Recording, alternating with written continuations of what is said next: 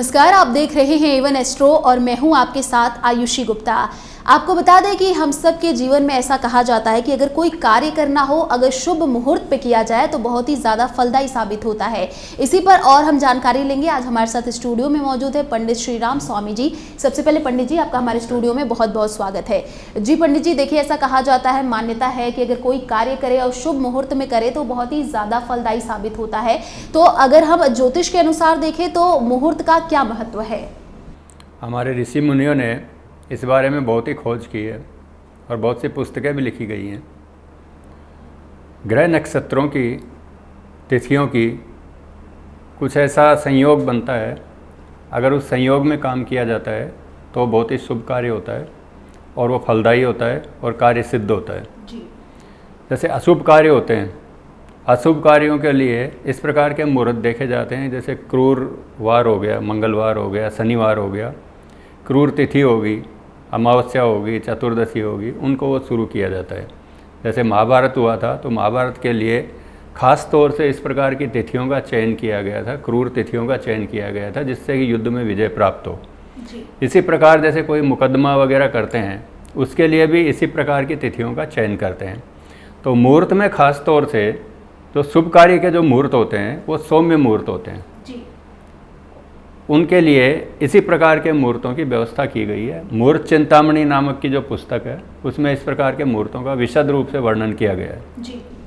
जी पंडित जी, देखिए हमेशा ये कहा जाता है, लोगों के दिमाग में यही सवाल उठता है कि अगर घर खरीद रहे हैं या फिर कोई नई अगर वस्तु लेकर के घर में आ रहे हैं तो उस हिसाब से एक मुहूर्त बहुत ही ज़्यादा मायने रखता है। तो कुछ जो बाकी चीज़ें हैं, जैसे कि घर खरीदना, अगर कुछ नई चीज़ें लेकर के आना, गाड़ियों का लेकर के आना, तो वो कौन से शुभ मुहूर्त होते हैं? जी। जैसे घर खरीदते हैं, जी। घर की नींव लगाते हैं, जी। गृह प्रवेश करते हैं, तो उसमें 3 तरह के लग्न होते हैं। जी। चर लग्न होता है, स्थिर लग्न होता है और द्विस्वभाव लग्न होता है। तो जो स्थिर कार्य किए जाते हैं, जैसे घर खरीदने का काम है, स्थिर कार्य है। गृह प्रवेश का जो कार्य है, वर्षों तक उसमें रहना है, तो वो भी स्थिर कार्य है। तो इस प्रकार के जो कार्य किए जाते हैं वो स्थिर लग्न में किए जाते हैं। गाड़ी वगैरह जैसे खरीदते हैं, गाड़ी खरीदने के लिए, क्योंकि गाड़ी जो होती है वो चलने वाली चीज़ है, जी। चलायमान रहती है, तो इस प्रकार के जो मुहूर्त देखे जाते हैं वो चर लग्न में देखे जाते हैं, जिससे कि वो निरंतर चलती रहे, रुके नहीं, खराब नहीं हो। जी। और अगर हम मुहूर्त की बात करें तो ये भी सवाल उठता रहता है कि अगर सही काम अगर शुभ मुहूर्त में किया जाए तो मुहूर्त के हिसाब से ऐसा कोई महीना होता है या ऐसा कोई शुभ दिन होता है कि उसी दिन हम अच्छा अगर कुछ लेकर के आते हैं घर में, वही दिन शुभ माना जाए? देखिए, नक्षत्रों में जो नक्षत्रों का जो राजा बताया गया है वो पुष्य बताया गया है। जी। पुष्य नक्षत्र जो है नक्षत्रों का राजा है। जी। और पुष्य नक्षत्र के बारे में कहा गया है कि सिद्ध्यंति कार्याणि कृतानि पुष्य। जी। पुष्य नक्षत्र में जो भी कार्य किया जाता है वो सिद्ध हो जाता है। जी। तो जब रविवार के दिन पुष्य नक्षत्र पड़े, रवि पुष्य, और गुरुवार के दिन जो पुष्य नक्षत्र पड़े, गुरु पुष्य। जी।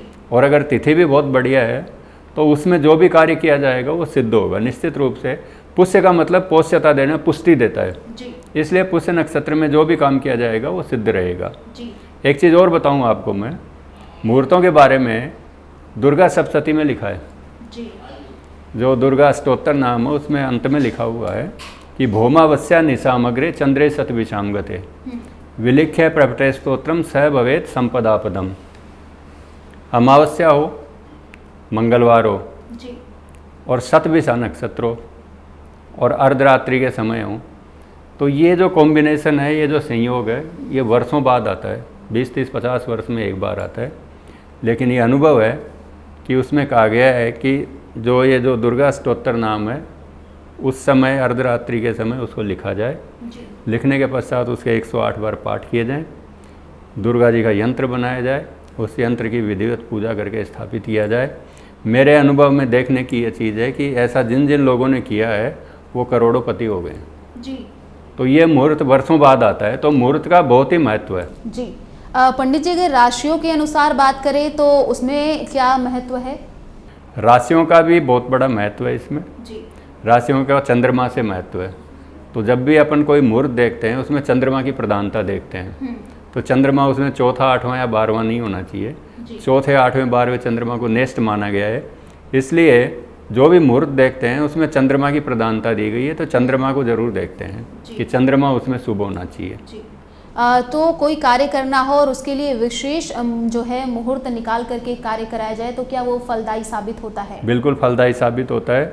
विशेष रूप से अगर मुहूर्त निकाल करके काम किया जाए निश्चित रूप से फल देने वाला होता है। कई ऋषि मुनियों ने मुहूर्तों के बारे में चर्चा की है। गर्गाचार्य जी ने कुछ कहा है, किसी और ऋषि मुनि ने कुछ कहा है। इनमें एक बृहस्पति हुए हैं।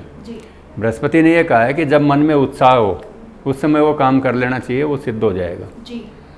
तो उनका कहना भी कुछ हद तक सही है कि निरुत्साहित होकर कोई काम नहीं करना चाहिए। जब मन में उत्साह हो उस समय वो काम करना चाहिए।